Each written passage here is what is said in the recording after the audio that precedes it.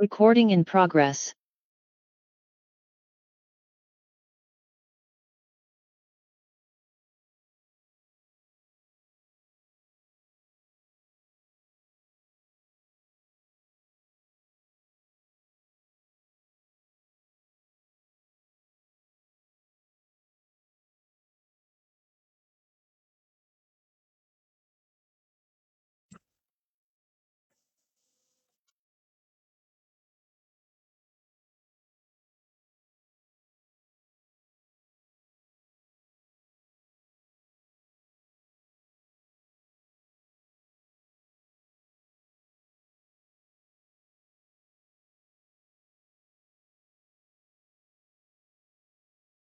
Recording in progress.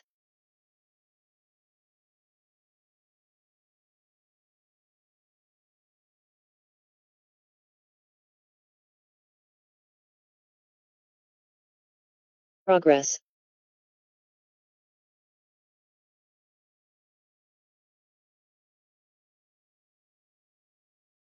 Kasi walang audio. Progress.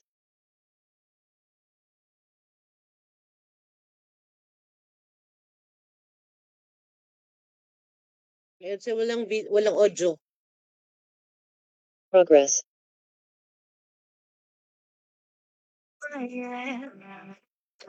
Just stand up, look at me in the face and say, walang audio. I'm the star up in the sky. I'm to pick up high. Have you made it? At the world's greatest. And I'm the little bend my back's against the ropes. I can feel it. The world's greatest.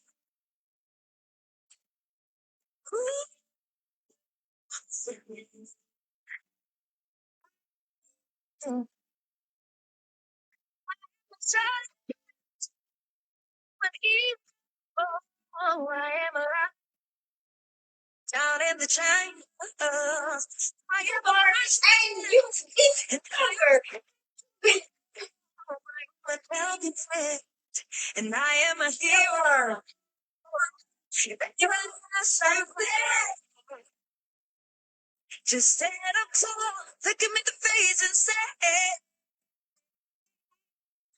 the star up in the sky, up the mountain, the power, and you make it stronger, and the world's greater, and it's this king of against the ropes, feel the world's greatest, fly for great love, and the world you feel unstoppable. And every star makes a shine light in the mirror of success reflecting me. Raise to the sky to pick up high. You made it. I'm the world's greatest. And I hope against the ropes. I can feel it. I'm the world's greatest. I'm the sky. I'm the world's greatest. Sickness, I can feel it.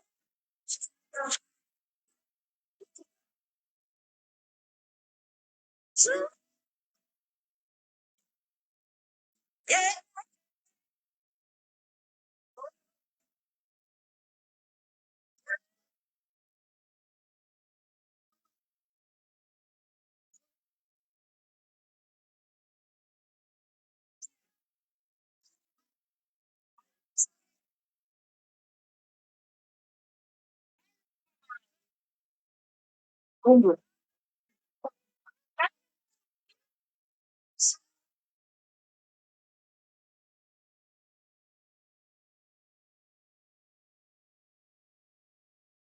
Hello, everyone. Good evening and welcome to our special Dynafarm Tuesdays webinar.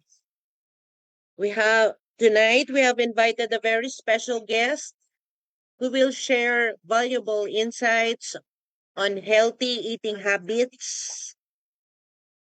Yan, magandang topic po yan. As a company committed to health and wellness, Dynapharm continues to promote products that help support a healthier lifestyle. That's why we believe it is important to learn from experts who can guide us in making better food and nutrition choices. Our guest speaker is Miss Krisha Ann D. Colibao, RND, a registered nutritionist, dietitian. Miss Colibao works as a nutritionist dietitian in an elderly healthcare facility where she gained extensive experience in nutrition management, food service operations, and promoting the health and well-being of older adults. She has also been involved in agricultural standard research, further strengthening her knowledge of food quality and nutrition. Through her work in both agricultural standard research and elderly healthcare, she remains committed to promoting safe, nutritious, and healthy food choices that support healthy aging and improve quality of life.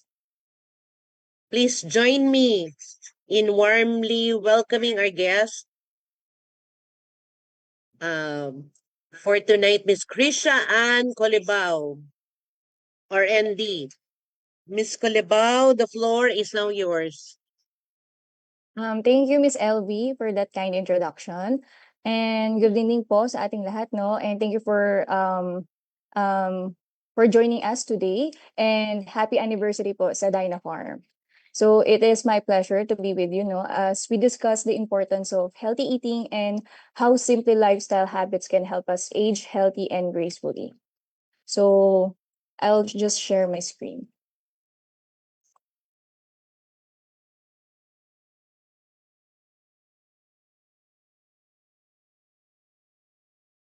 Can you see my screen? Yes. Yes, Miss Fisher. All right.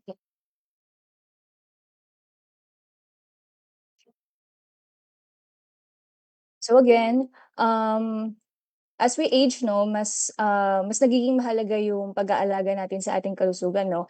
And isa sa mga paraan para magawa ito is to have a smart food choices. So may I know po sa ating participants, no, if you're 30 years old and above. Ayan. So halos lahat po tayo, no, 30 years old and above na po. And I guess po yung ating viewers po sa Facebook Live, no, na mga nanonood. So I guess po yung participants po natin ay nag-range from 30 years old to above. So this presentation po will be very relatable, no. So however po, no, yung in today's fast-paced world, finding time to prioritize po yung healthy eating can be very challenging. Siyempre between work, family, responsibilities natin, tsaka busy schedules, and tsaka yung budget, no. Yung pagkain talaga ng healthy, minsan na isasantabi natin. So people with healthy eating patterns live longer and are at lower risk sa pagkakaroon ng mga serious health problems gaya ng heart diseases, type 2 diabetes, and also obesity.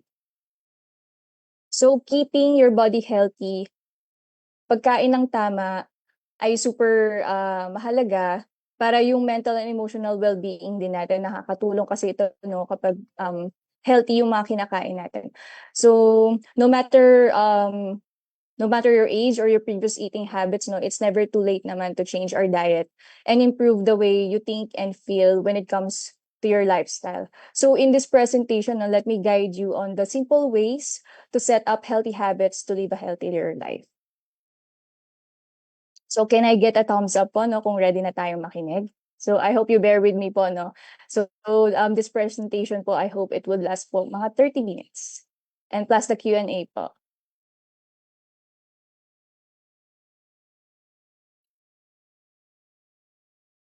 So, first of all po, what are eating habits? So, eating habits are defined as the set of daily behavioral patterns related to food consumption that exhibit certain repetitions over time and influence an individual's health and well-being. So, madaling sabi, ito po yung mga nakasanayan nating paraan ng pagkain na ginagawa natin araw-araw simula nung pagkabata hanggang sa pagkatanda. So, kabilang po dito yung pagpili natin ng pagkain, yung oras ng pagkain natin, dami ng kinakain. So, lahat po ito may epekto po sa long-term health po natin. So, kung ano po yung health status natin ngayon. So, eating habits po often begin in childhood hanggang sa ating pagtanda. So, kung nung kabataan po natin mahilig tayo kumain ng maalat, matatamis, ta's matatabang pagkain. So, siguro po, ngayon 'pag nagpa-check-up po tayo yung mga lab results po natin, tama po ba, mataas na po ba sa cholesterol? Mataas na po ba ang sugar natin or yung meron na po tayong matataas po lahat ng lab results natin?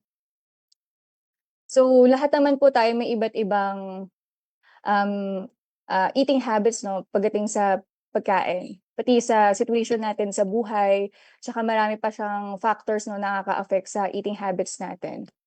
So halimbawa din, some of us nakakakain tayo ng 3 meals a day, minsan lagpas pa sa 3 meals a day 'no, may breakfast, AM snack, may lunch, may PM snack, minsan may midnight snack pa 'no. So some of us naman nakakalimutan na nating kumain 'no, sa sobrang busy natin. So, as we go along the discussion 'no, let's talk about how those habits can affect your health and some tips for managing them. So, sa mga susunod na slides, lahat ng, nakikinig and viewers, I want you to, ask yourself and assess if ganito ba yung mga eating habits niyo or hindi.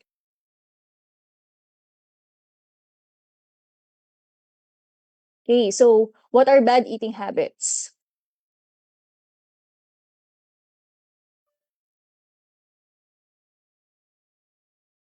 So, isa sa bad eating habits is eating close to bedtime.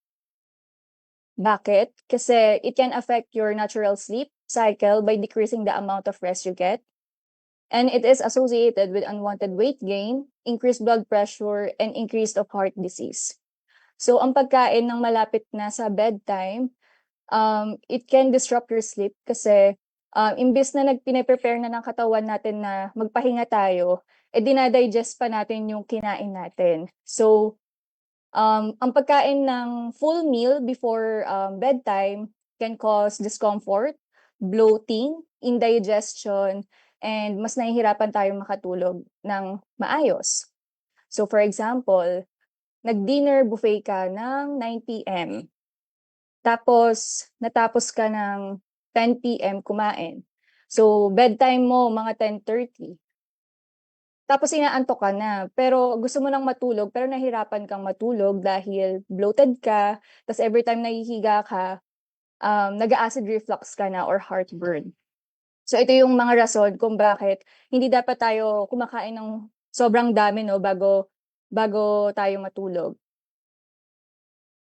Kasi yung brain natin, it keeps us, our metabolism and digestive system more active. Kaya mas nade-delay yung body natin na mag-wind down into sleep.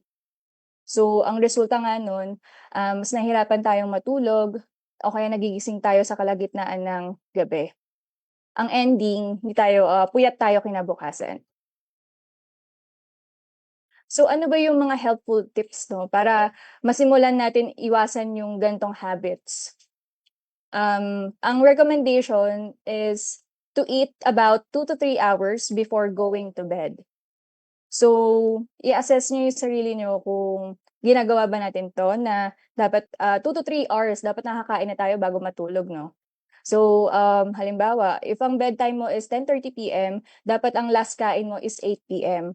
So, thumbs up nga diyan kung ano, kung pina-practice ba natin yung, kumakain tayo ng 2 to 3 hours before going to bed.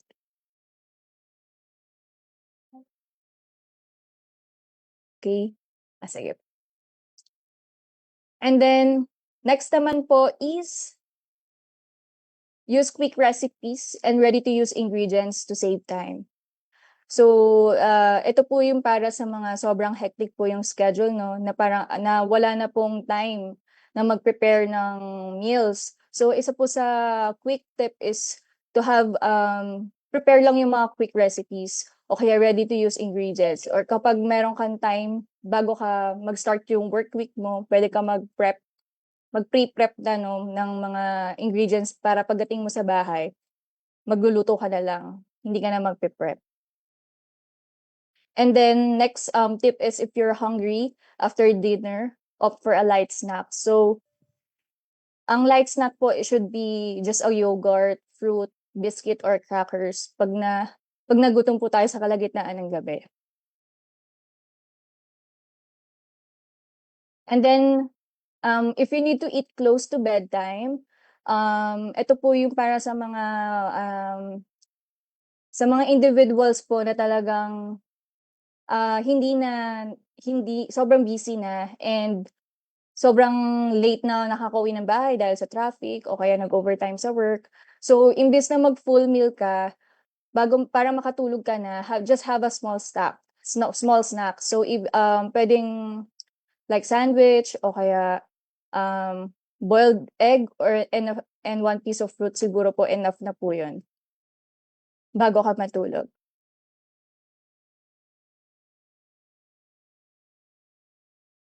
Our next, bad eating habits po is yung skipping meals. So, bad habit po siya kasi it can affect your mood. Skipping meals, you may feel tired and have trouble concentrating or feel dizzy and irritable, and it can make you more prone to overeat. So, skipping meals can affect your mood as your blood sugar may start to drop. So, again, kapag nag-skip ka ng meal, you may feel tired and mahirapan ka mag-concentrate especially sa work 'no, kapag nag-skip tayo ng meals. And since, nag-skip tayo ng meals, mas prone tayo na mag-crave sa mga high fat and high sugar foods 'no, because, we feel so hungry. So, ito po ay nag-a-apply para sa mga individuals following non-restrictive diet. So, iba po ito dun sa intermittent fasting. So, ito po ay para sa mga individuals with a normal diet. So, ito po yung mga things to try instead para maiwasan po natin yung skipping of meals. Una po is meal planning again. So, it can be helpful po if, wala ka po talagang time magluto for yourself on a daily basis. So, there are different ways naman po to meal prep 'no. So, it doesn't have to be done all in one day for the entire week. Kung ano lang po yung kaya nating i-meal plan, do it para maiwasan po natin yung pag-skip ng meals. So, nakikita naman po natin ngayon sa social media 'no, medyo nauuso na po yung batch cooking 'no. Ito po yung pagpe-prep ng food ahead of time and then, i-store lang po nila sa freezer 'to and then, every time na they need to eat parang kukuha lang sila ng portion dun and then iinit lang nila. So, usually yung mga ginagamit na or nilulutong recipes 'no for batch cooking is yung mga food na mahaba yung shelf life like adobo o kaya giniling. And then next is to have a nutrition supplement. So, I'll be discussing po itong nutrition supplements po in my upcoming slides. But just to give a overview, kaya po isa sa mga helpful tips ay yung to have a nutrition supplement because minsan dahil hindi natin nakukuha yung nutrients sa food dahil nag-skip tayo, so may option naman na to have a nutrition supplement.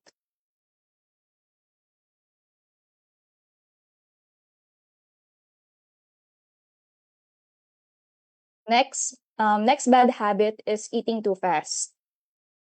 So it is a bad habit because it makes it difficult to know when you are full. And it can lead to overeating, indigestion, heartburn, and unwanted weight gain. So yung rapid eating can cause air swallowing, leading to bloating, gas, and discomfort.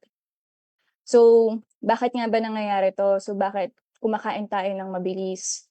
Minsan dahil sa busy lifestyle, um, especially sa work 'no, kapag ang daming ginagawa sa trabaho, minsan yung lunch break mo na supposedly 1 hour, nagiging 10 minutes or 15 minutes na lang kasi ang dami ka pang deadlines na gagawin. So, ang tendency kumakain ka ng mabilis. And then some other factors are the emotional.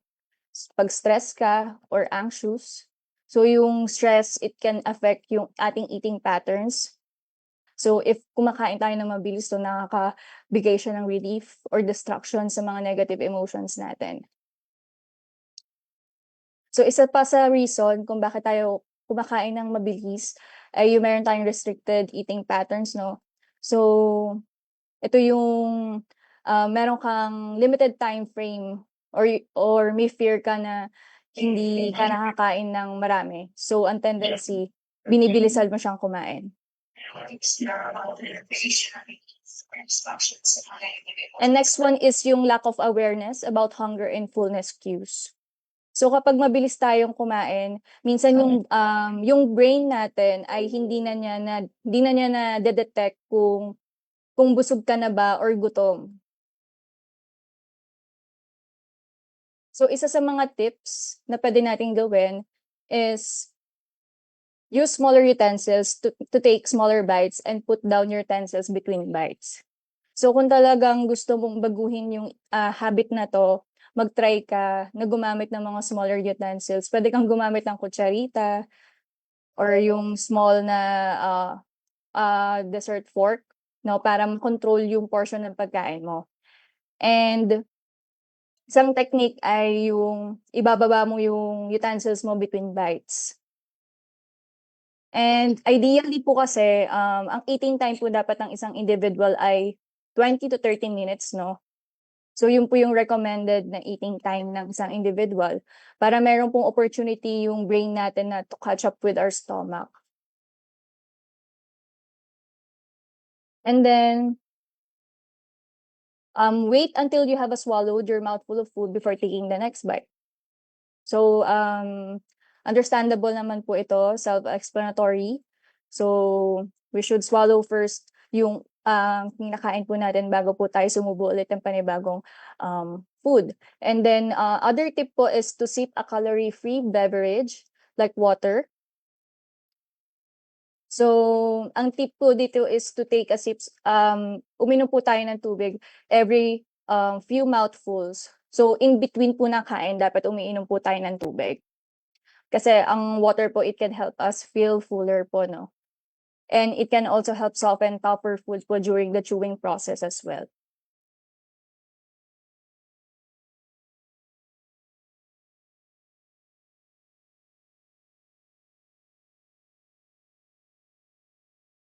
Next po is mindless eating.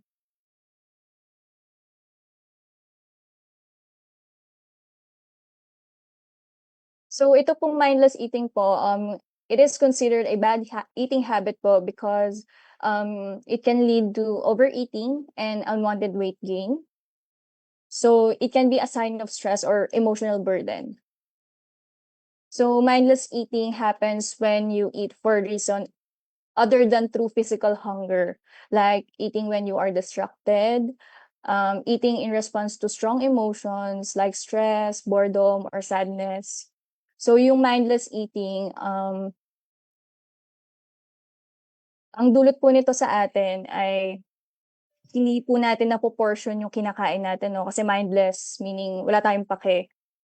So, isa pa sa mga factor nun ay yung eating for external reasons. Halimbawa, habang nanonood ka ng TV, may food commercial tapos sobrang natakam ka. So, ang tendency, o-order ka na agad, papa-food delivery mo na agad. So, isa yon yung example ng mindless eating.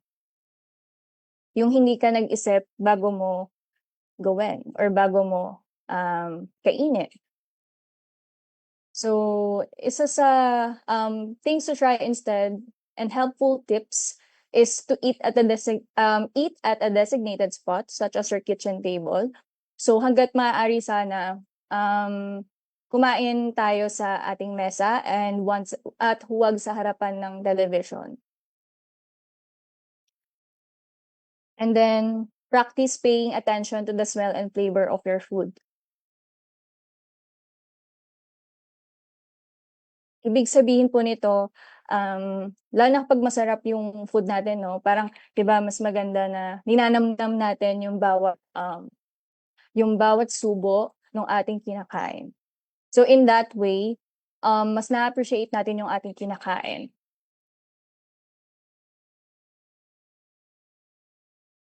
And then next is keep a journal of what you're eating and when you eat.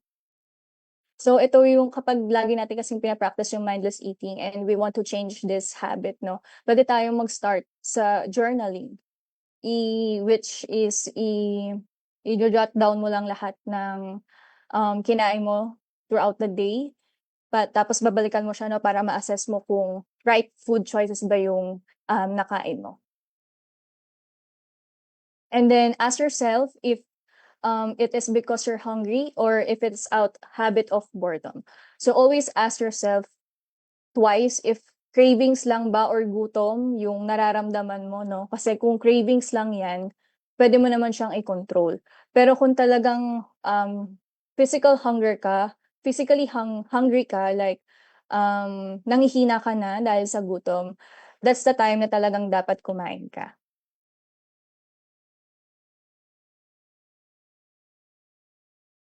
The next bad habit is stress eating.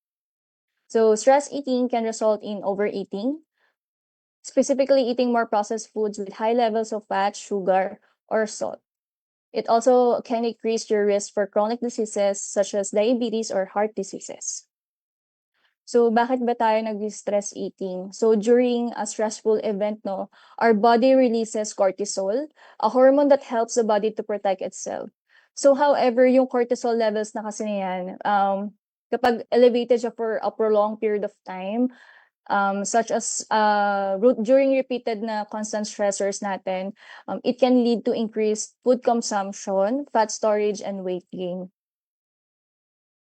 So, there are numerous studies na rin na nagpapakita na yung physical or emotional distress talaga increases the intake of food in high in fat, sugar, or both. Kaya pag nag-i-stress eating tayo, ang prefer nating food ay yung matatamis, 'di ba? Like pizza, ice cream, cake, lahat ng masasarap, yun yung gusto nating kainin lalo na pag nai-stress tayo.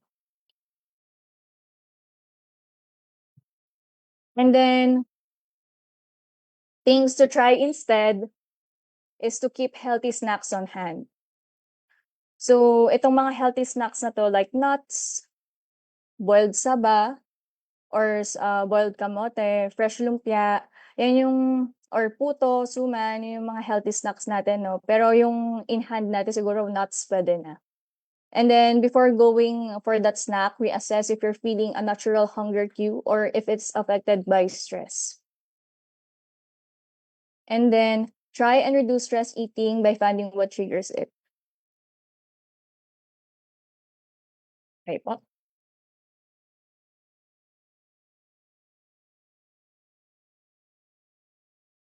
So, and those are some of the common unhealthy eating habits no, that can negatively affect our health and overall well-being over time. So remember na when you make changes to your eating habits, it is important to be patient and be kind with yourself. Puwede namang, one step at a time lang, hindi naman natin kailangan baguhin agad 'no, lahat ng yung ating mga nakasanayan. So gradual approach lamang 'no, para hindi tayo ma-overwhelm at mas madali nating mapanatili yung mga healthy habits na binubuo natin over time. And of course po, everyone naman, every individual naman po is different 'no. So everyone encounters challenges that require different approaches. So wag po tayong, matakot sumubok ng iba't ibang paraan, kasi dito mo malalaman kung ano yung pinakaangkop at epektibo, para sa'yo. So since may awareness na kayo sa mga bad eating habits, I hope na makatulong yung mga tips na yun. So now that we've discussed what habits to avoid, let's proceed naman sa ating next slide. Ituturo ko po yung mga ilang simple and practical ways para makabuo tayo ng healthy eating habits at mas healthy na diet po. So feeding your body the right nutrients and maintaining a healthy weight po can help you stay active and independent. So yung pagkain po natin ng healthy, makakatulong po siya sa para mabawasan yung pagpunta natin sa doktor o kaya mas mapababa yung gastusin natin sa pagpapagamot, sa pagbili natin ng mga maintenance through healthy diet lang. Lalo na kapag may mga existing conditions na tayo, tulad ng hypertension, diabetes, o kaya pag may obesity. So, mas importante talaga na ma-correct na natin yung ating eating habits.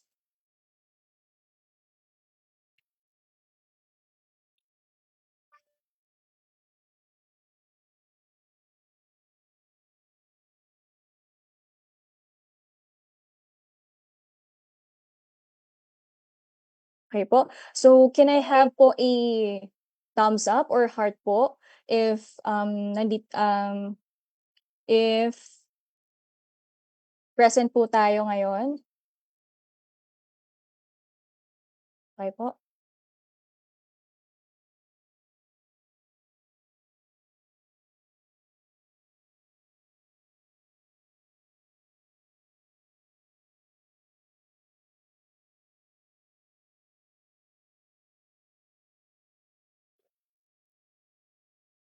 So again po, why it is important to eat well as we age? So eating well can help you stay healthy, strong, and independent as you age, especially when combined with physical activity. So alam nyo ba na iba-iba ang healthy eating depende sa ating edad?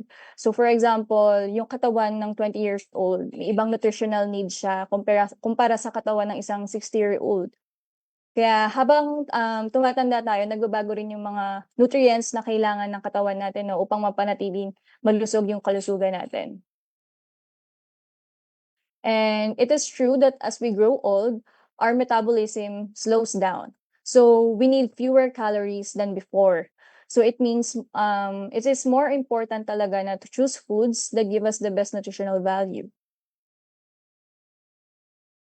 So ano po ba yung ine-expect natin habang tumatanda po tayo?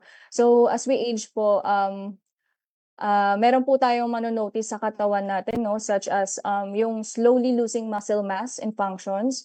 So this happens naturally po as early as in your 40s. So 'di ba recommendation po if tumungtong tayo ng 30s and above po, dapat more on strength training na po tayo and building muscle mass. And then, isa po sa mga changes po mano-notice po natin as we get older po is having a smaller appetite, and not feeling thirsty as often, and being constipated as well po, And then, your body's ability to use or absorb some nutrients po may also change. And then, mas tumataas yung risk natin sa different non-communicable diseases. So building healthy habits po can help us manage these changes po, protecting and promoting our health as you age. So, ano po ba yung mga benepisyo po of a healthy eating?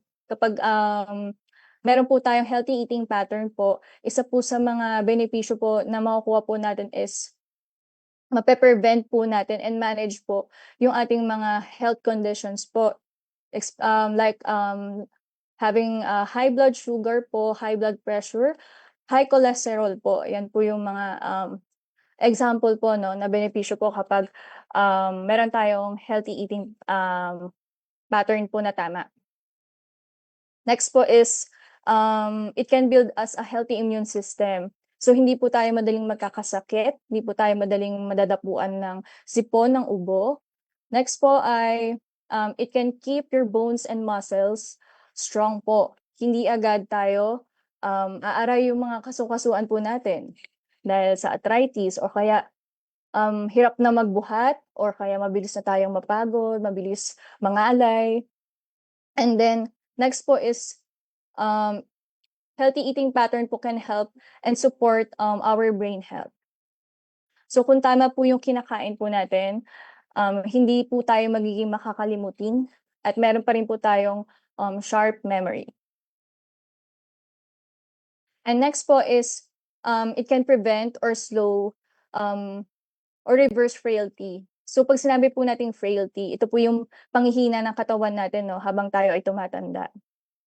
So, ibig sabihin din po nito na yung mga minor na illnesses like flu, kapag mahina po kasi tayo, 'di ba, usually kahit tamaan lang tayo ng sipon parang hinang-hina na tayo.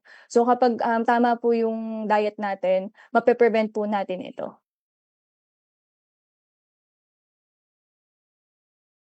So remember that, wala pong one size fits all pagdating sa eating healthy 'no, para sa healthy aging. So iba-iba po tayo ng pangangailangan ng lifestyle, food preferences, and life situation. So ang mahalaga lang po ay makahanap tayo ng sustainable para sa atin. And these are the tips and guides po na I would like to share to you.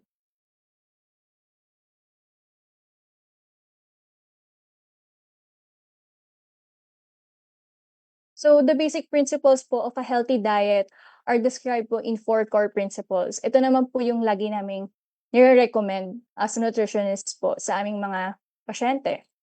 Una po is adequacy. Ibig sabihin po nito sapat yung nutrisyon na nakakatugon sa pangangailangan ng katawan ng hindi sumusobra. Ang focus po nito ay ma-meet po natin yung ating mga daily micronutrients like vitamins, minerals, and macronutrients po yung carbohydrates, proteins, fats. And then, ang goal po nito ay ma-prevent natin yung nutrient deficiencies and ma-maintain po natin yung proper physiological functions po ng ating katawan. The next core principle po is balance. Tamang balanse ng enerhiya mula sa protina, taba at carbohydrates ayon sa gawain ng ating katawan. So balance po is all about matching what you consume with your daily physical output. So yung total caloric intake po natin must equal your body's energy expenditure po to prevent unwanted weight gain or loss.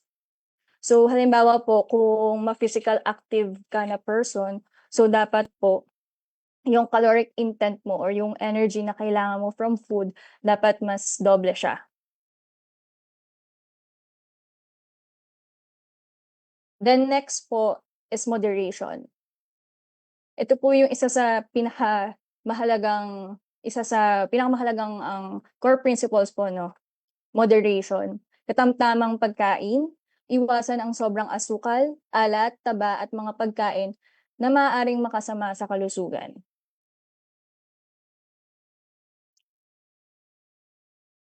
So, what to limit? Highly processed items po 'no, gaya po ng hotdog, tocino, ano pa po, longganisa, ano pa po yung mga processed foods na nabibili natin sa groceries. Mga industrial trans fat, added sugars, tsaka mga food po na mataas po sa sodium. So ang goal po kaya natin kailangan ng moderation is to reduce the risk of non-communicable diseases po, gaya ng heart disease, diabetes, and certain cancers.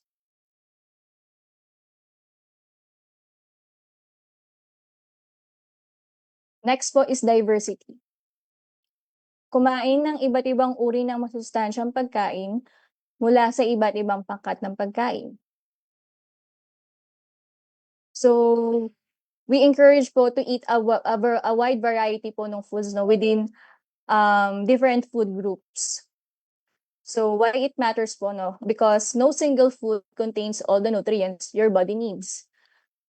So, ang goal po ng pagkakaroon ng diversity sa pagkain natin is to broaden our nutrient profile po to ensure yung overall metabolic and physiological health natin.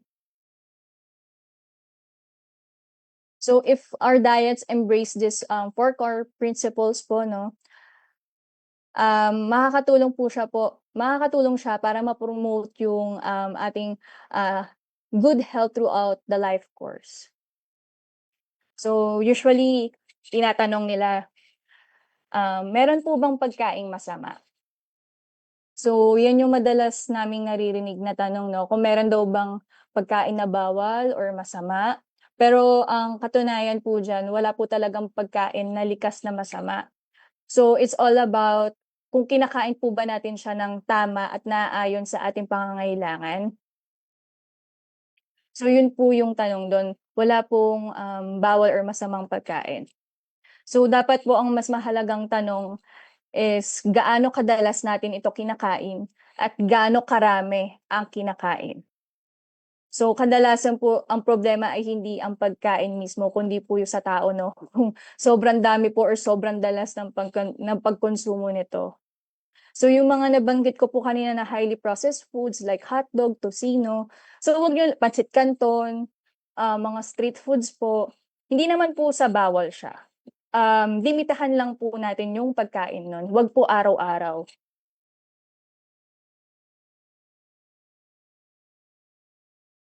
And then, hindi po natin kailangang i-label yung pagkain po as good and bad po. So, ang layunin lang po talaga natin ay dapat magkaroon po ng adequacy, balanse, moderation, at variety po yung ating kinakain.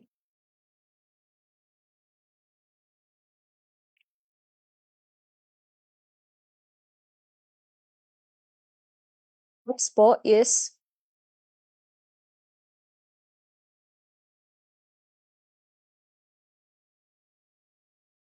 so ito po yung isa sa mga tips po how to have a healthier, diet po 'no.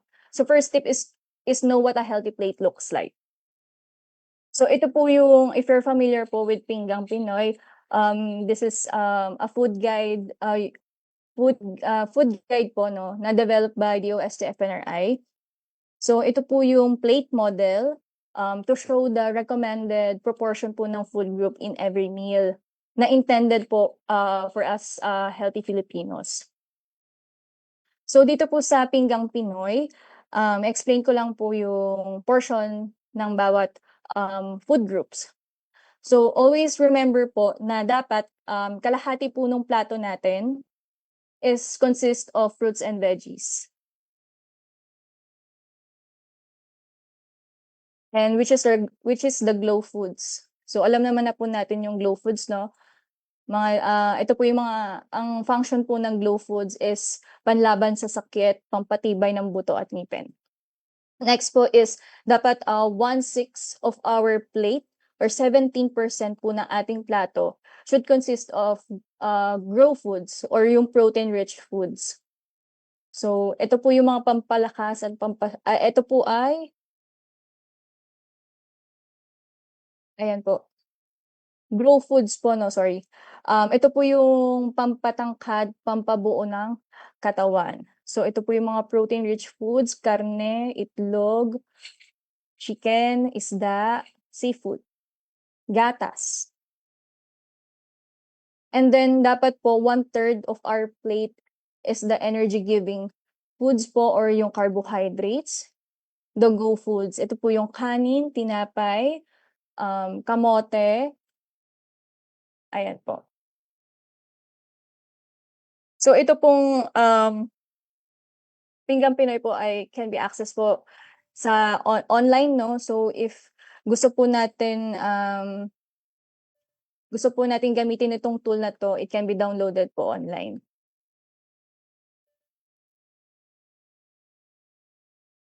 So, per age group po meron pong different, Pinggang Pinoy 'no, different serving sizes depende sa age group po. So this is for the adults 19 to 59, so meron din po tayong for the elderly. Pero po, kasama rin po sa Pinggang Pinoy yung, water po 'no. So it is recommended po to drink lots of water po for adequate hydration. And then remember po na it's always be a case to case basis po 'no, for what is good to one and it's not always good for everyone. So if ano, ito po ay para sa mga may normal diet lang po, and if meron po kayong conditions like hypertension and diabetes, much better pa rin po na consult a healthcare provider po 'no, para po mas makakuha po kayo ng mas tailor fit po na diet na naaayon po dun sa nutrient needs and condition niyo po.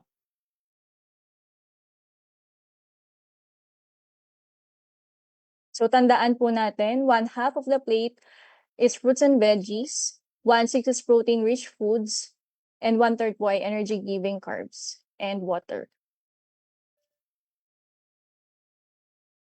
And then next, healthy tip po is look for important nutrients. So aim for your plate to look like a rainbow. Brightly colored foods are often the best choice.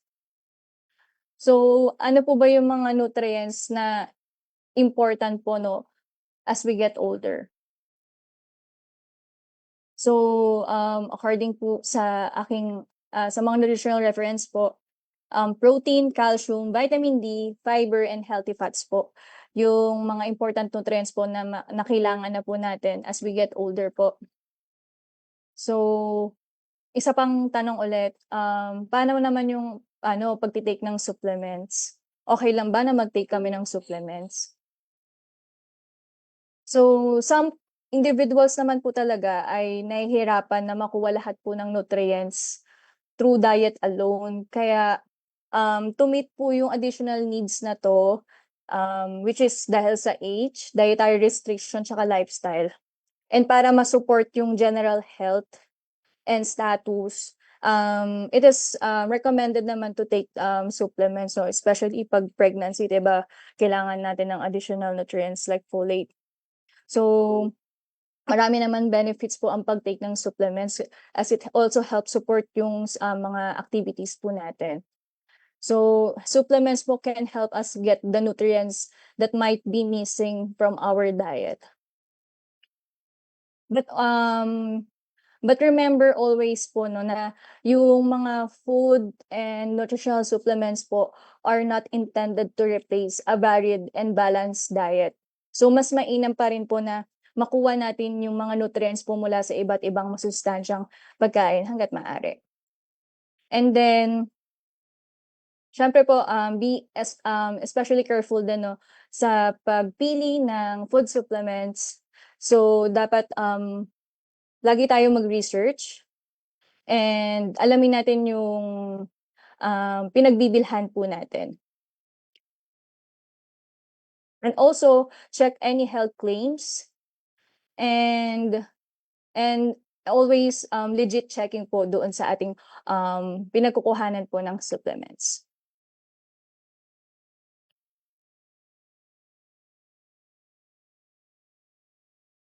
So for this slide po, I just want you to share the nutrients po na nakukuha po natin sa mga different kinds of food. So for protein po, makukuha po natin siya sa manok, itlog, isda, beans, and gatas. For the calcium po, gatas, tuyo, tokwa, dahon ng gulay, and yogurt. For vitamin D po, so yung mga itlog, isda, matabang isda, gaya po ng salmon, and then mushrooms po, good sources po ng vitamin B, and also the sunlight po. And for the fiber po, we could choose po yung oats, prutas, gulay, beans, and kamote. For healthy fats naman po, we could take po avocado, nuts, olive oil, salmon, or other kinds of isda, and also the chia seeds. So ilan lang po ito sa mga sources po ng ng mga nutrients.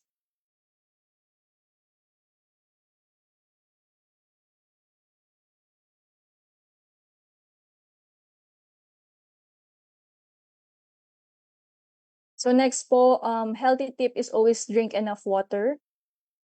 So as we get older po, yung sense of thirst po natin may decline. So it is important to drink water throughout the day, even if you do not feel thirsty. So water helps us to prevent dehydration. Dahil dehydration can make us hard to focus and it causes tiredness, headaches, dizziness. So kailangan po natin talaga dapat uminom ng tubig. So it can help us manage our blood and control your body temperature. And water po protect us and cautions from your and organs po. So ano pa po ba yung mga puwedeng i-take na na fluids po bukod po sa water? So puwede po tayong mag-take na unsweetened coffee and tea. So unsweetened, low-fat milk o kaya mga beverages gaya ng oat milk, soy, almond, tsaka soup, 'yan. Puwede rin po siyang source of fluid, yung mga low sodium soups. So isa po sa mga tips na puwede kong i-share po sa inyo 'no. So yung kapag yung urine niyo po is light yellow or clear, it is usually means na you're getting enough drink. Pero kapag ang urine niyo po is dark yellow and has a strong smell, um, you likely need more fluids. So siguro yun yung puwede niyong, gamitin na basehan para masabi na if enough ba yung water na tini-take niyo everyday.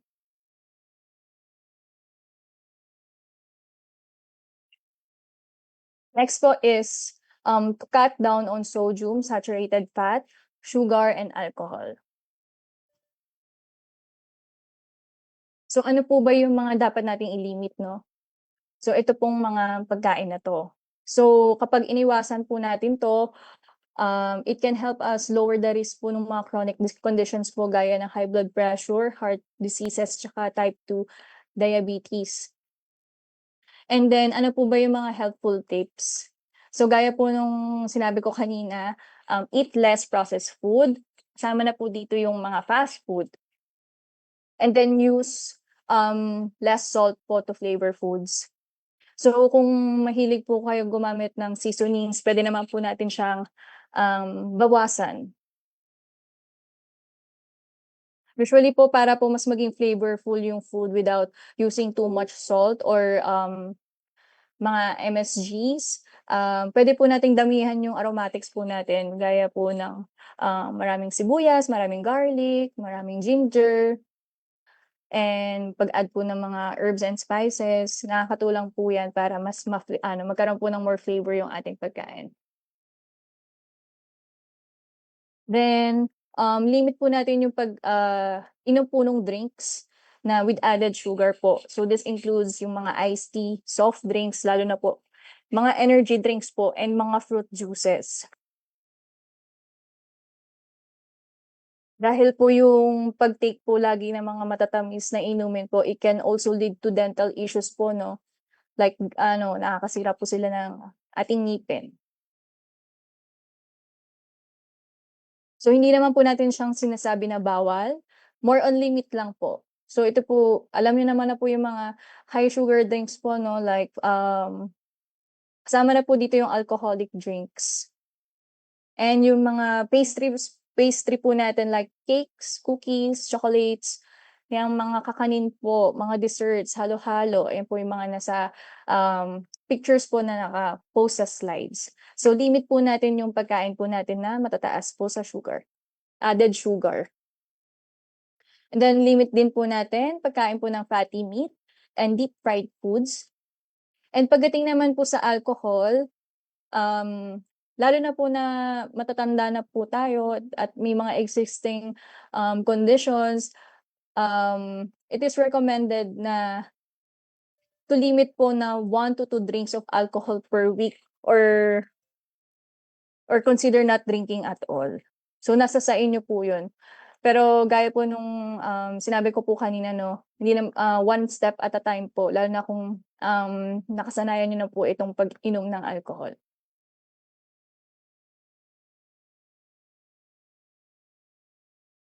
Dahil po dahil po matatanda na po tayo, special po siguro yung mga nasa 40s and above po 'no, even at low levels po yung alcohol po can impair your brain function, balance, reaction time, and judgment. And it have a long-term effect, especially po kung simula kabataan po natin, malakas na po tayo uminom. So dapat po talaga, bawasan na po natin or completely tigilan na.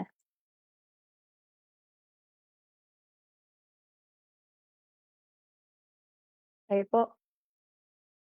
And next tip naman po is to cook at home. So, cooking at home po can be more nutritious than eating out. So, isa po sa mga helpful tips dahil nga po sabi nila, mahal nga daw po, mahal ang magpaka-healthy. Pero sa pananaw ko po, if you are creative enough, kaya po natin kumain ng healthy um, without na magagastos ka ng malaki. So, kailangan lang natin siguro ng creative thinking kung paano mapu-pull off yung pagkain ng healthy. So, isa sa mga tips para maka-stick pa rin tayo sa budget natin pero kumakain tayo ng healthy ay yung find a suki. 'Di ba 'pag namimili tayo sa palengke, meron naman tayong suki na pinupuntahan. So, minsan nakaka-discount tayo do'n or nakakahingi pa tayo ng mga freebie. So, mas maganda pa rin na bumibili tayo ng fresh na gulay and prutas and meat. And next is shop in season. So, always stick to local staples, yung laging all season na gulay, all season na prutas.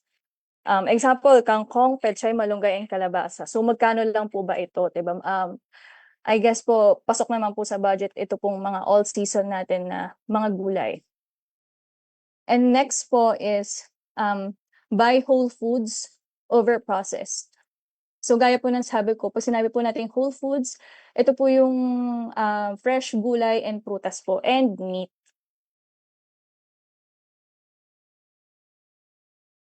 So, example po ng mga ulam po natin, yung mga Pinoy foods po, gaya po ng sinigang, ayan, kumpleto po siya sa recados, ano pa po ba, pinakbet, ayan po.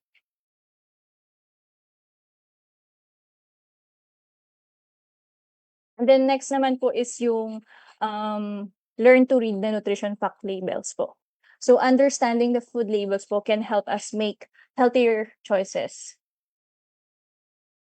So, um, I believe po 'no, na parang karamihan po sa'tin, hindi po masyadong tumitingin sa nutrition facts dahil mas importante sa'tin na yung presyo muna, 'di ba? Kahit ako po guilty po dun, na parang ang una ko tinitingnan talaga yung presyo over the nutrition facts. Pero, just to give you a snapshot po 'no, kung paano po binabasa itong nutrition facts. So, sa madaling sabi po 'no, kapag nagbabasa po tayo ng nutrition facts, tandaan po natin na tingnan po natin lagi yung serving size, calories, and yung mga nutrients po na dapat limitahan or dagdagan. Then yung percent daily value din po, mas okay din po na mas maintindihan po natin siya 'no, kasi ito po yung indicator po kung gaano po kalaki yung contribution po nung isang pagkain doon dun po sa food item. So ang una po is start with the serving information. So serving size po is the recommended amount of specific food that should be eaten in one sitting or meal to meet the dietary guidelines. So it helps po to control portions and ensures po proper intake. So then next po is i-check po natin yung total calories per serving. So calories po yung serving or ito po yung energy na nakukuha natin po dun sa buong pakete po per serving po. And then next po ay yung limit certain nutrients. So nakalista po yung mga nutrients po na meron doon sa food item. So sa pag-check po ng nutrition fact labels po, check po natin yung mga nutrients po na alam natin makakasama kapag nasobrahan po, tulad po ng soju, yung saturated fats, tsaka added sugars. Yan po yung i-check po natin sa nutrition fact labels. And then puwede rin nating tingnan po yung mga nutrients po 'no, na makakatulong po sa atin. Tulad po ng vitamins, yung fiber at minerals. Dun po sa percent daily value po, pinapakita po nito 'no, kung gaano kalaki yung inaambag niya na nutrients sa ating katawan sa araw-araw nating pangangailangan. So this is always based on a 2,000 calories po 'no, of an individual po, adult individual. So iba po yung percent daily value po na ginagamit po para sa mga bata. Pero usually po 2,000 calories po yung ginagamit po for the general population po. Including po yung 4 years old and adults po. Pero kung 1 to 3 years old po, ang reference value po nila is 1,000. Ito pong mga percentage po na ito, na makikita niyo po dito sa slide, ito po yung computation po ng recommended po ng reference intakes po. So yung percentage po mas match the needs of the person who will eat the product. So calculated po halimbawa po, ito pong vitamin D, 10%. So yung content po, bali yung content po nung pagkain per serving po ay meron pong 10% na vitamin D. So 10% po siya nung kabuuan ng calorie intake mo for a day per serving.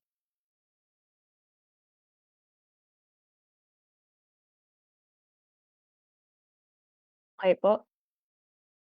And then siguro ang isa sa mga tip po siguro pagdating po sa pag-check po nung percent daily value po, no?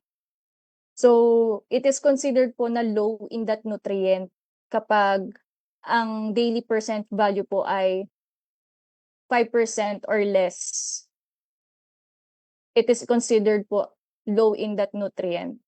Pero if it has 20% daily value or more per serving po, it is considered high in that nutrient. So kung mapapansin niyo po dito sa slide ko again, yung iron po is 8 milligrams, 45%. So this is considered high in that nutrient.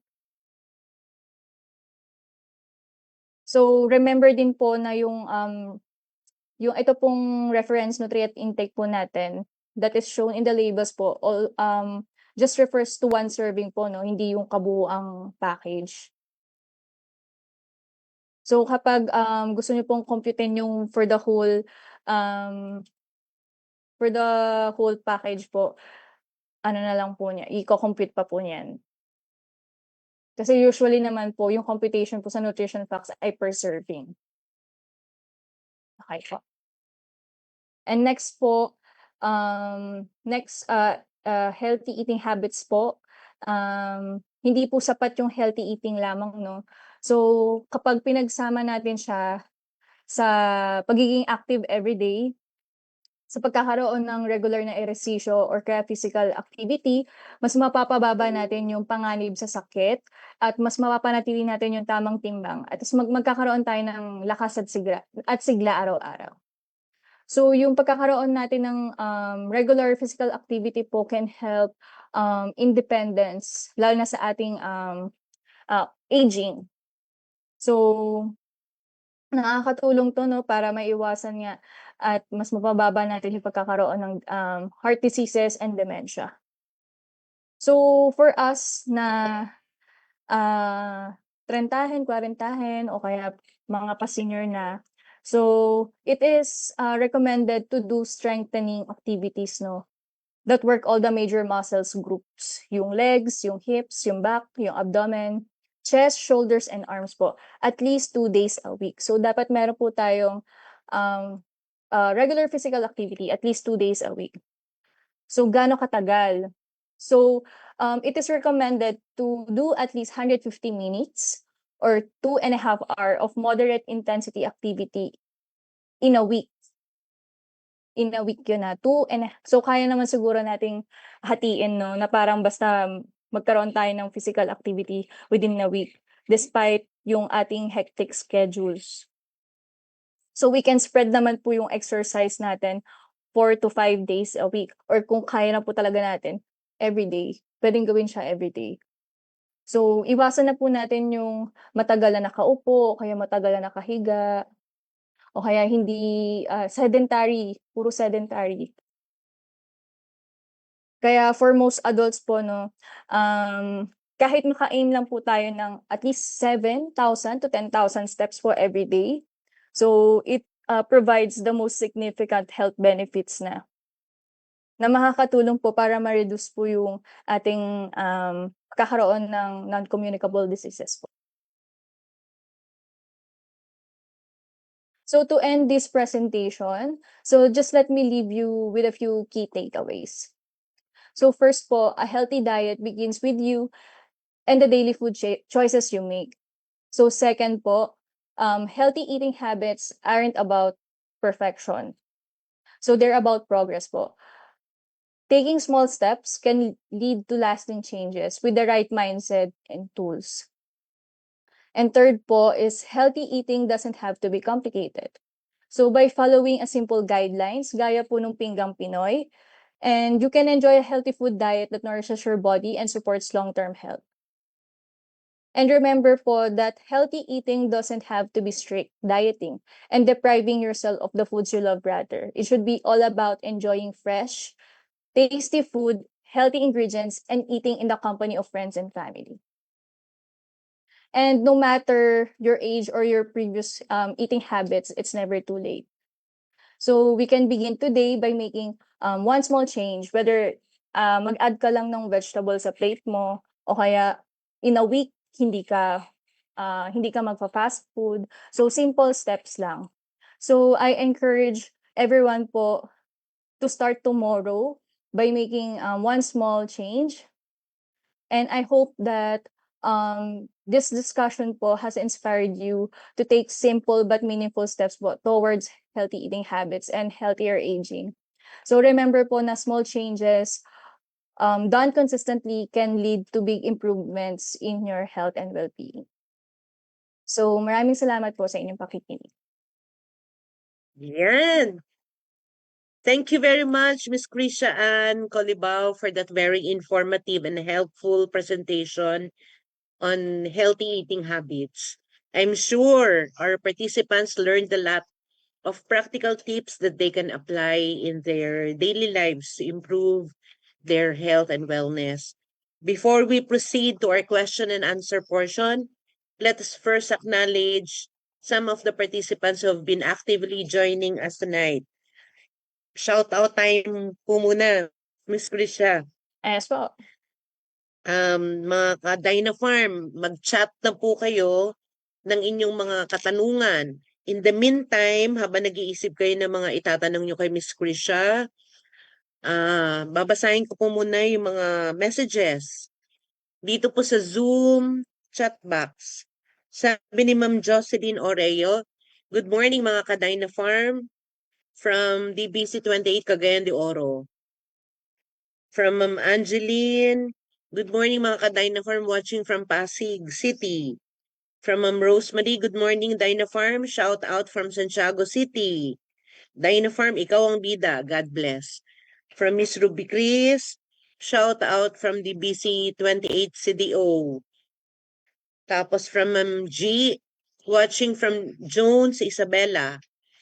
From Sir Ramil Vargas, watching from Jones. Yan, si Sir Leo may tanong na. So later na lang po muna to Sir Leo, balikan ko po. Dito muna tayo sa mga messages sa ating FB Live. From Miss May Buen, sa Dyna Farm, tayo ang bida. From Ma'am Honey, a lone friend, watching from Marikina. From Tenday Butler Pai, watching from Zimbabwe. Hi sir, thank you for watching. From Luger Amante, Campo Redondo, shout out CDM team.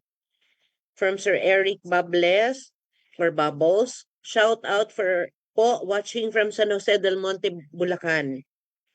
Ma'am Gems de Grumlick, Ma'am Mercy de Vera, and Ma'am Elizabeth Arnaldo are watching with me. Miss Gina Sevidal Sarmiento, sabi po niya, good evening po, Dyna Farm. Sabi ni Sir Luger, shout out BFF Gina Sevidal Sarmiento. Thanks for watching with us. Sabi naman ni Ma'am Gina Sevidal Sarmiento, watching from Singapore. Ayan nakakaabot tayo sa Zimbabwe and Singapore. Sabi ni Sir Luger, nakuha ko na kanina ang price mo na green tea capsules, BFF Gina Sevidal Sarmiento. From Ma'am Narcisa Gozar, watching from Taguig City. Sabi ni Ma'am May Buen, shout out CDM Team Antipolo. Sabi uli naman ni Ma'am Gina Sevidal Sarmiento, hi BFF Luger Amante Camporodendo. Shout out to you too, BFF. You're welcome. Thank you for inviting me again. Sir Jas Ebron is watching. Sabi ni Sir Luger, shout out partners Mayben, Narcisa Gozar, Honey Alone Friend. Sabi ni Sir Jas Ebron, hello mga ka-Dino Farm. Tapos from Sir Luger again, shout out to 16 million watching. Wow. From a Mercy De Vera, good morning ka-Dino Farm. Sabi ni Sir Luger, Sir Jas Ebron, shout out. Ma'am Ferdalina Saliling is also watching. She's from Zamboanga. Sabi ni Ma'am Ferdalina Saliling, good morning, Kadina Farm. Shout out naman ni Sir Jas. Luger Amante Camporedondo, hello sir, enjoy watching, God bless. Then, hi Power Morning, watching in Rizal Province. Shout out to Ma'am Elvi Solano, yes sir. Sabi ni Sir Eric Bables, good evening po Dino Farm. From Dino Farm, shout out Eric Bables. From Joy de los Reyes, watching from CDO. Sir Boss Jeff is watching. Sabi ni Ma'am Gems, D. Grumley, thumbs up. Sabi ni Ma'am Gems, shout out for free coffee at 8th Street, Nazareth, Cagayan de Oro City. Watching from CDM Team Headquarters. Then Ma'am Josefanora Montenegro is also watching. She's from Davao City. Sabi ni Dino Farm Gano Derman, hi to everyone. Very educational, many thanks. Sabi ni Ma'am Rosemary Peralta, hello po, good morning from Santiago Branch. Sa Dino Farm, ikaw ang bida. Ma'am Sala Apuak is watching from Zamboanga. Hello ka Dino Farm. Dino Farm ako, Dino Farm tayo. Shout out daw kay Ate Lorna Tananggonan from Sir Luger. James de Grumley, shout out to you po, sabi ni Sir Luger. Ma'am Rezalie Aurelio from CDO is watching. Hi to all, sabi ni Sir Luger. Kamote, favorite ko yan, sabi ni Sir Luger. Sabi ni Ma'am Rezalie Aurelio, good morning po mga ka-Dino Farm. Dati ang timbang ko ay 86 kilos po. Ngayon 70 kilos na po. Instant cereal po sa snacks. Sa dinner din, instant cereal lang po. So, sabi ni Ma'am Luz Camporedondo, shout out CDM team watching from Iloilo. Malapit na ako mag-30. Yan. Tapos, wow, power up line Luger. Shout out sa power nanay ko, Luz Camporedondo. Kumakain na po ako ng gulay ngayon. Sabi ni Ma'am Jelly Fababaer Santos, good evening po. Sumagot uli si Ma'am Luz. Power Dino Farm, nakapaglakad na po ako dahil sa products po. Thanks God. Shout out Partner Jelly. From Ma'am Nympha Camacho Sinugba, nagbigay ng flowers. From Sir Rex Lopez Diaz, good morning po mga ka-Dino Farm. From PTR Ramil Vargas, good morning. From Raymax Arcilia Onilakam, he's watching. Hi Ray. From Sir Luger, thank you Dino Farm International Philippines. Sabi ni Sir Luger, Sir Rex Lopez Diaz, shout out. And lastly, from Sir Leo Colibao, shout out Bobits Cabriga. Yan, ang dami mga shout out. So, eto po, eto yung ating mga before. We appreciate all your greetings, comments, and positive feedback. But before we start the question and answer portion, we would like to inform everyone that for questions related to Dino Farm products, our company pharmacist, Ms. Leilani Jonoras, will be the one to answer and provide the appropriate information. For questions naman po regarding nutrition, healthy eating habits and diet-related concerns, Ms. Krisha Ann Colibao, RND, will be happy to address them. So feel free po to send your questions through the Zoom chat box or sa FB live comment box.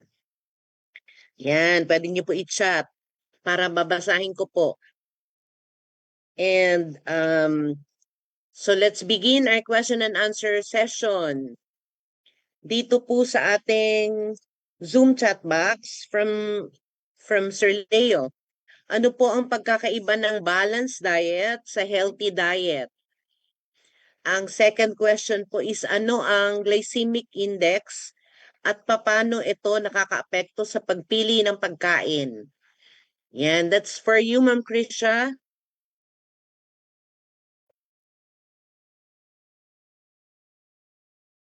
Yan, Miss Krisha, andyan ka pa? Yes po. Opo, ulitin ko, ma'am. Okay po, sige ma'am. Opo. Ang tanong ni Sir Leo po, ano po, Okay. sabi ni Sir Leo, Ma'am Krish, ano po ang pagkakaiba ng balanced diet sa healthy diet? Ang second question po is ano ang glycemic index at paano ito nakakaapekto sa pagpili ng pagkain? Okay po.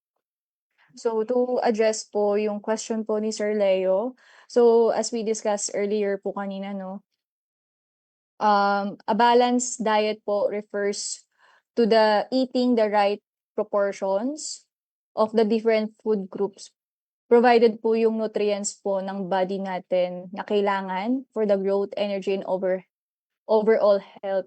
So pag sinabi po natin balanced diet,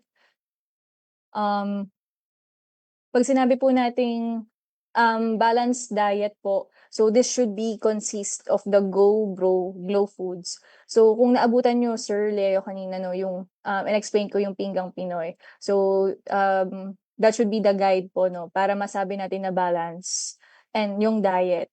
And then when we say naman yung healthy diet, it is a broader concept. So hindi lang siya yung a healthy diet po is composed na nung 4 core principles po na tinuro ko kanina, which is yung adequacy, balance, moderation, and diversity. So dito na papasok yung ating food choices, eating patterns that promote health and help prevent yung ating mga diseases. So mas broader term lang yung healthy diet. Then yung balanced diet, kasama siya sa, nakapaloob siya doon sa healthy diet. And then to address naman yung isa mong question about glycemic index. Ang glycemic index po, ito po yung ranking system, no, that measures po how quickly a carbohydrate containing food raises yung blood sugar, glucose natin after eating.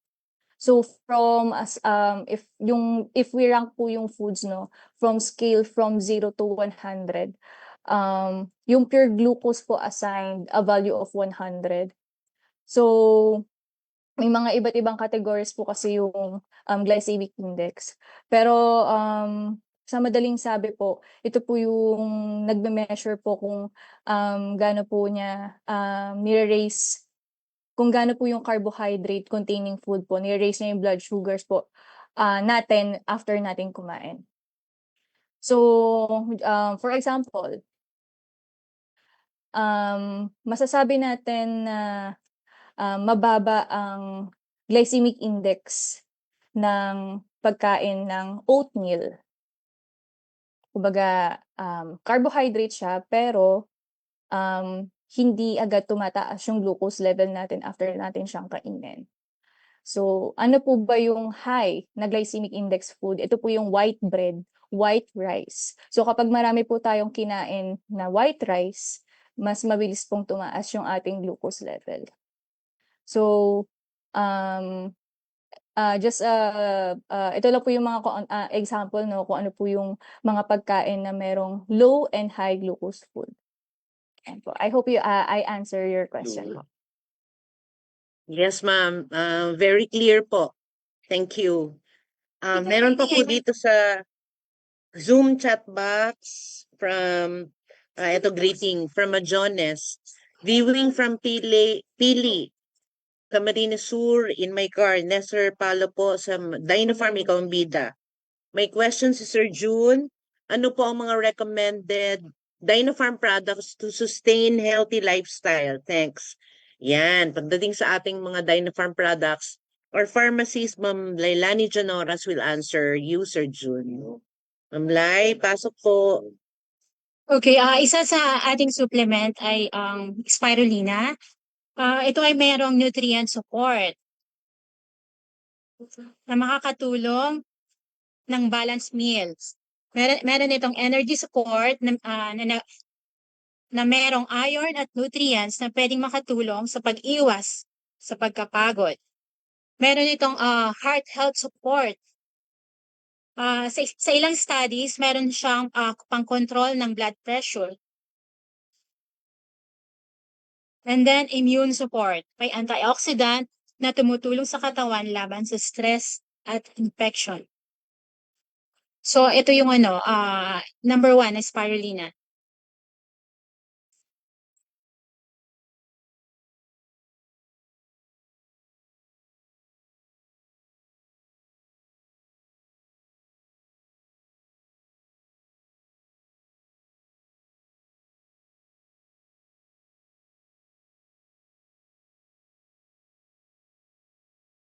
Yes, isa lang yung spirulina sa sinasabi ni Ma'am Lai na complete food. Meron pa, ma'am? Sa ngayon yun lang. Okay, thank you po. Another question dito from Ma'am Millet Enriquez. Good morning po, Ma'am Krisha. Ano po ang pwedeng i-recommend? Dino Farm products sa may alpha thalassemia. Kasi po binawal ang mga ibang vitamins. Folic lang po binigay ng doktor nila. 6 years old at 1 year old po sila. At ano ba ang bawal na pagkain sa kanila? Thank you po. So, for this question, Ma'am Krish, you can answer then as well as Ma'am Lai for the Dino Farm products to be recommended.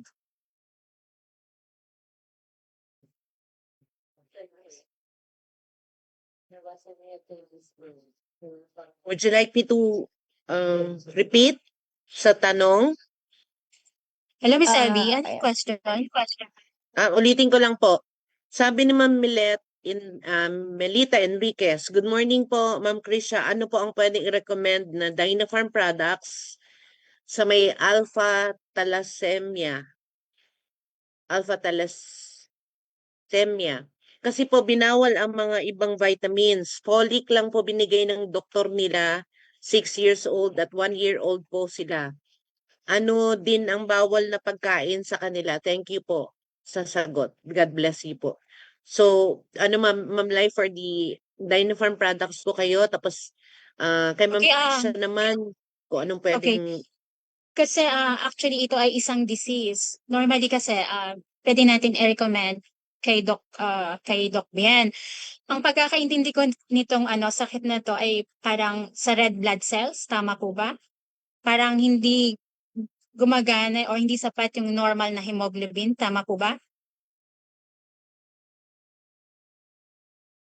Ito yung pagkakaintindi ko thalassemia. Parang sa hemoglobin. So actually meron tayo isang product na merong isang iron content or ingredients. Ito yung spirulina.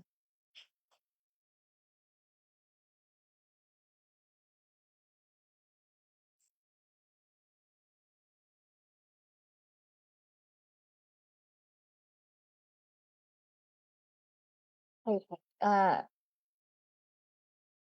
Okay po, ma'am. Miss Lai, are you done po? Okay. Okay. Sige, ma'am. For the recommendation naman po that I would suggest po, since folate po yung ni-recommend po ng doktor, so I believe po the diet po na mas ibigay po doon sa mga anak niyo po ba ito ay yung nutrient-rich diet po, yung high folate na food sources po 'no, gaya po ng, bukod po dun siguro sa nire-recommend po na supplements po, puwede po natin siyang bigyan ng, pagkain po like leafy, green vegetables po, mga beans, and then for example po siguro yung mga, rich in folate po 'no, yung important po para sa red blood cell production po, which is yung, kangkong, malunggay leaves, mga beans, munggo, ayan po yung usually na ano, high in folate, food sources po.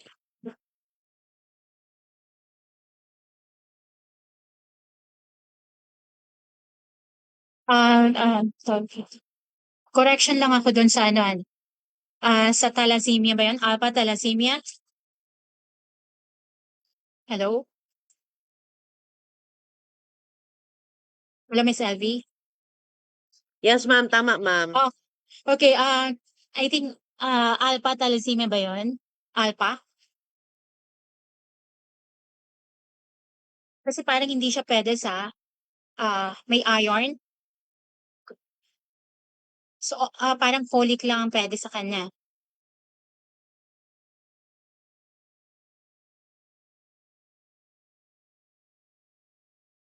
Which is wala tayo nun, more on of cleansing lang tayo.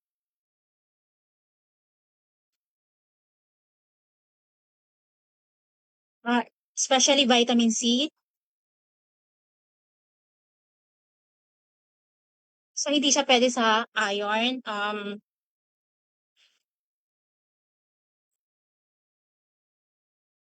Calcium and vitamin D. More on vitamin C lang, Miss LB. So, more on vitamin C Yes, lang. ma'am. Hindi siya Tama, pwede ma'am. sa ano, hindi siya pwede sa ano, hindi ko masyadong mabasa eh. Alpha thalassemia ba Opo. yun?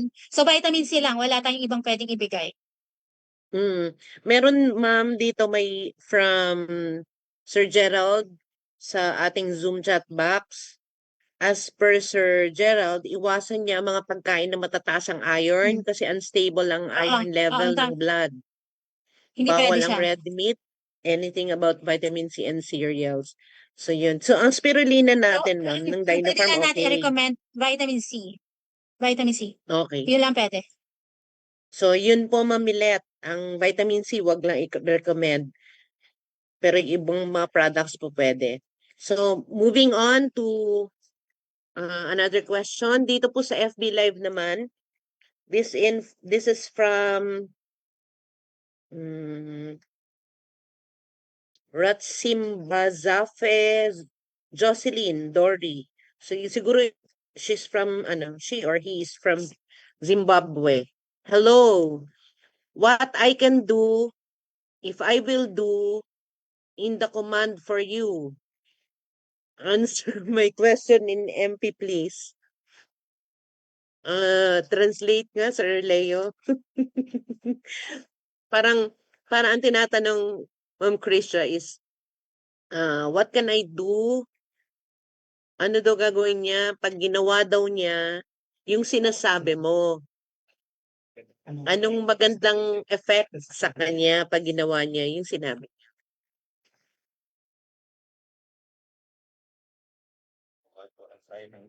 Okay po. So as what I said earlier po 'no, so having a healthy diet po, can, give us, long life, and then it could make us, more independent kasi, um, dahil dahil kumain tayo ng tama 'no, so susuplayan natin ng maayos yung, katawan natin. So, having, healthy eating patterns po, will give us a longer life and also lower the risk of having serious health problems po. Like the, non-communicable diseases, na paulit-ulit kong sinasabi, yung heart diseases, type 2 diabetes, ayan. Yan, okay. So, I hope you've heard the answer, Sir or Ma'am Ratsim Bazafi Jocelyn. So another question here from Ma'am Nympha Camacho Sinugba from FB Live. Ano po ba ang recommended Dynapharm products para sa may gallbladder polyps and gallstone? So this is for Ma'am Lai.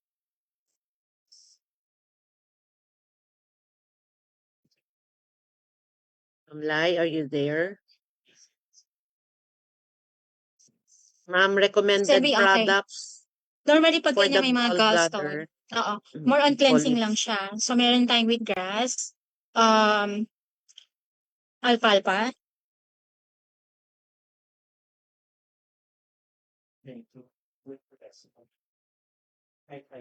pwede rin nga choco, gano, especially gano, ganoderma capsules. Cleansing and And gano green tea. capsules. Yes, Yes, green ma'am. tea. Yes, ma'am. So may dagdag lang po dito si Sir Luger para sa may alpha thalassemia. Pinakamahalaga ang balanced diet, sapat na pahinga, regular na check-up, at CBC monitoring pagsunod sa payo ng hematologist. So may tanong din po dito, paano po makakakain ng healthy kahit may limitadong budget? Lalo na dito sa Pilipinas. So yung Ma'am Krisha, paano nga naman?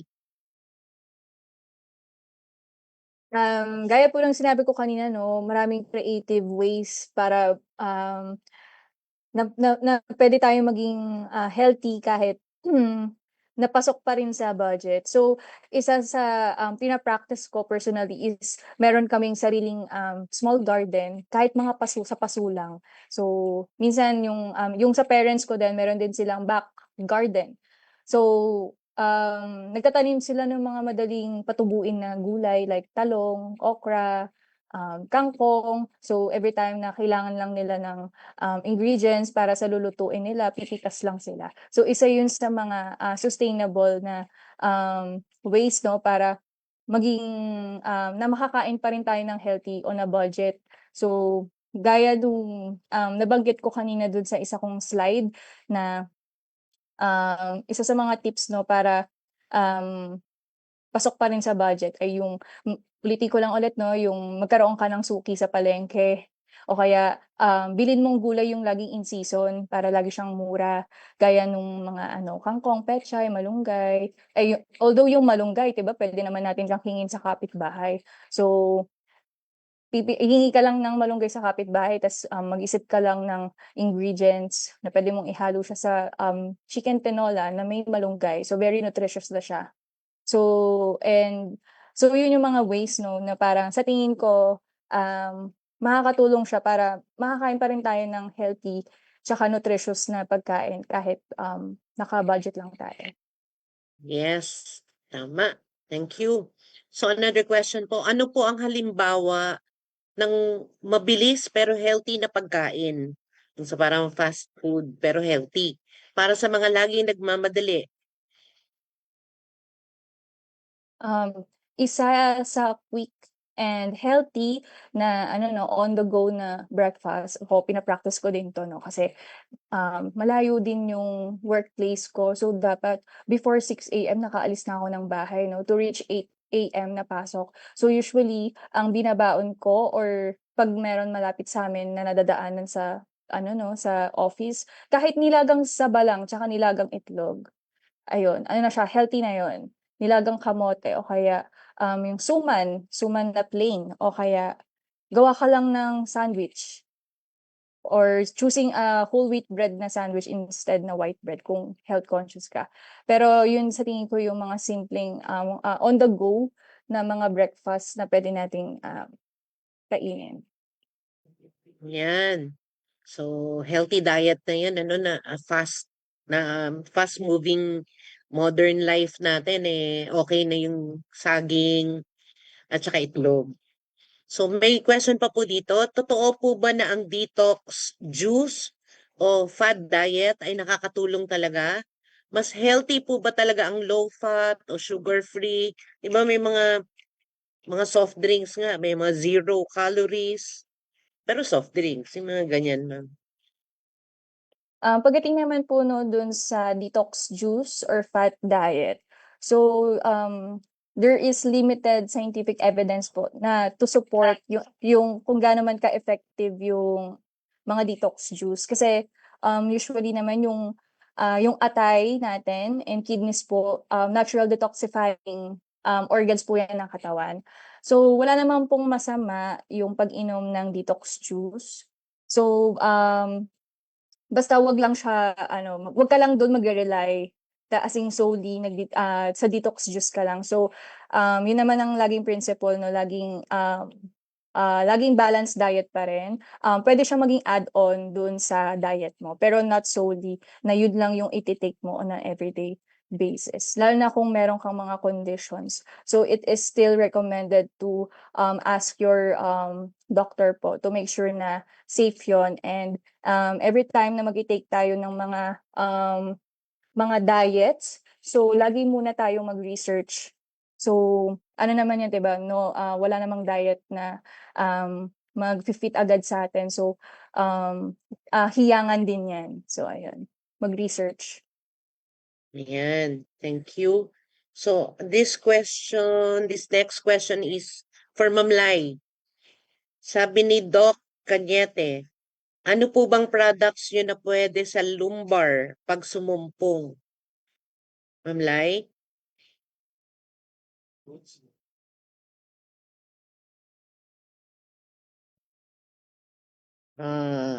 Ma'am Lai, are you free? Siguro, I can answer that for Ma'am Lai kasi wala pa siya ngayon. Doc Cañete, meron po tayong goat's milk tablet. Ma'am yan. Ma'am Lai, Yes, kasi more on ano yan, di ba? More on bones. So, ang Opo. recommended natin ay goat's milk dahil meron siyang calcium. Yes. Tapos, syempre nakakatulong din yung spirulina for complete food and health. Dyna RH para sa na may ano yun ma'am? Glucosamine. Glucosamine, yes. Dahil na RH, joints. glucosamine, o kaya ang tawag dito. Actually, magnesium meron din tayong magnesium sa wheatgrass. Di ba? Tama ba? Yes. And then, So wheatgrass. yes, wheatgrass, pwede rin siya. Parang luya, pwede rin. Yung turmeric. Mhm. So, wala tayo nun. So yun, actually. Doc. So, yun lang. Yung So yun, Doc, tawag dito, Cañete.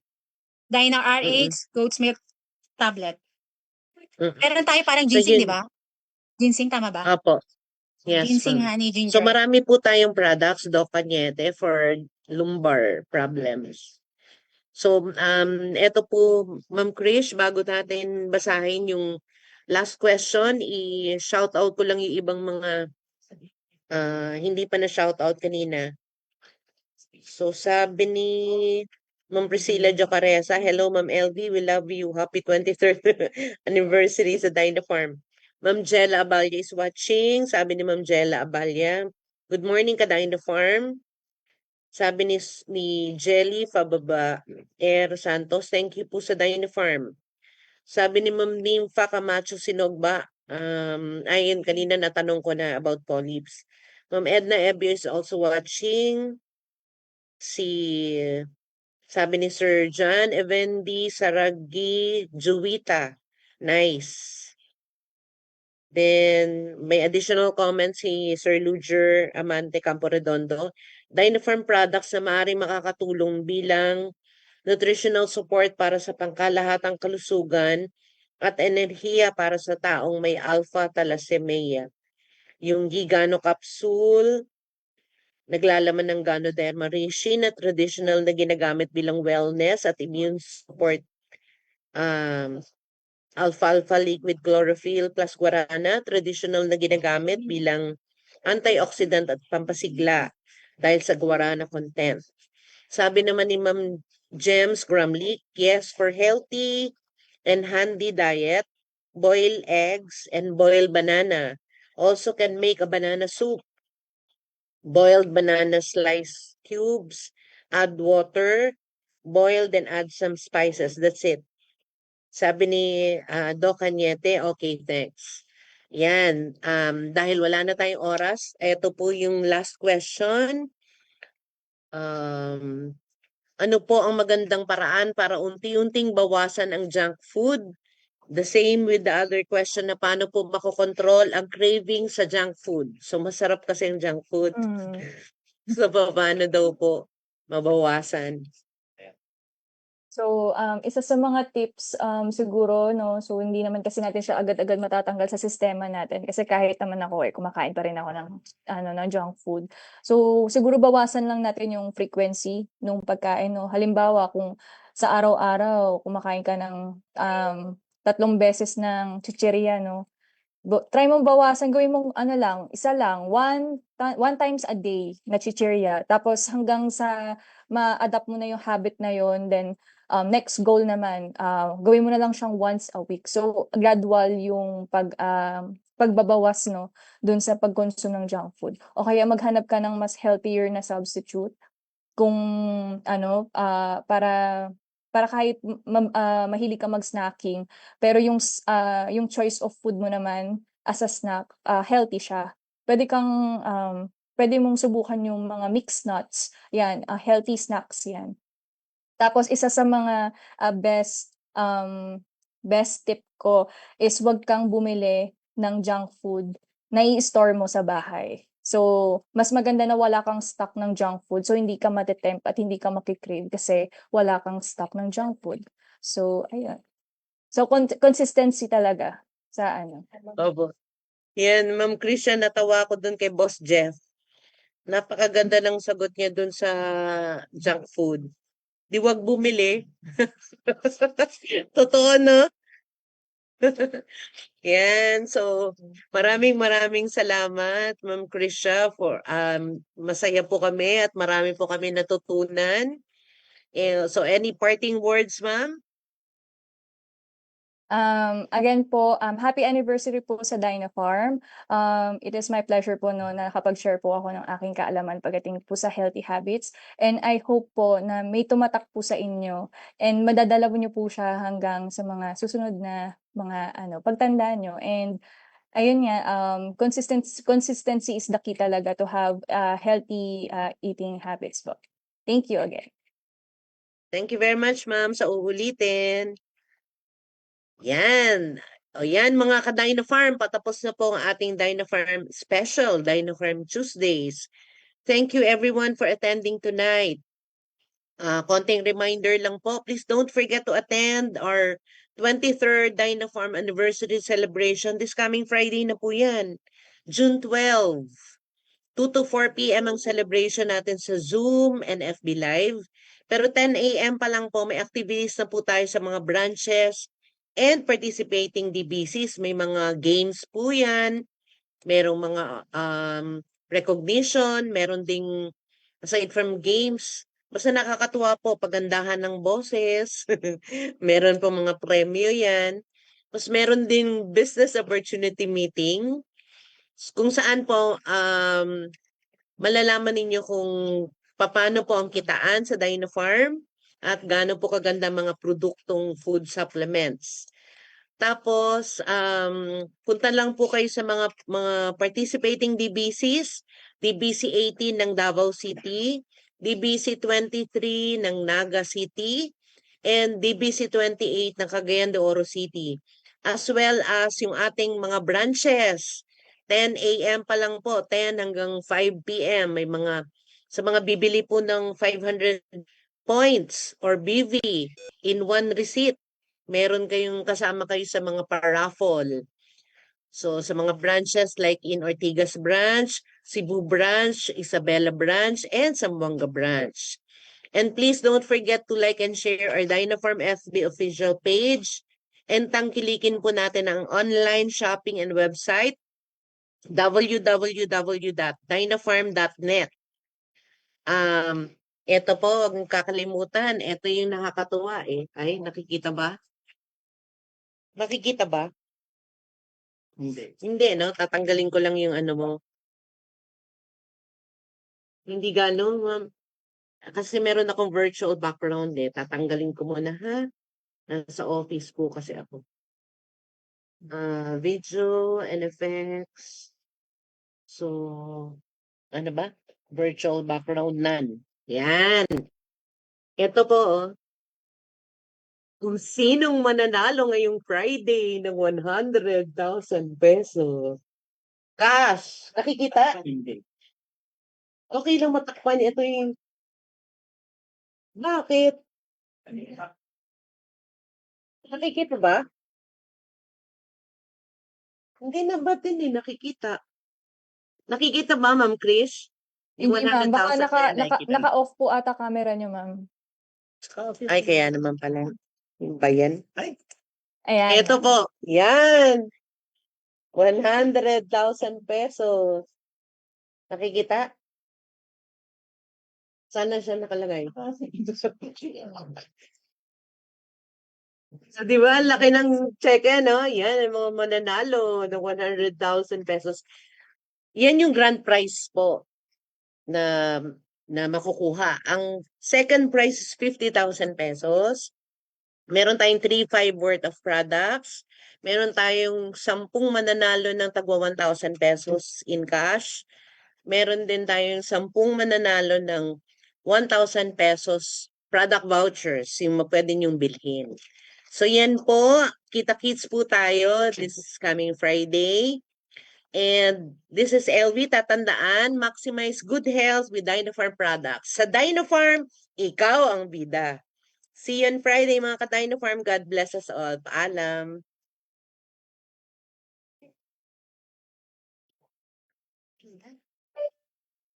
Yes. Thank you.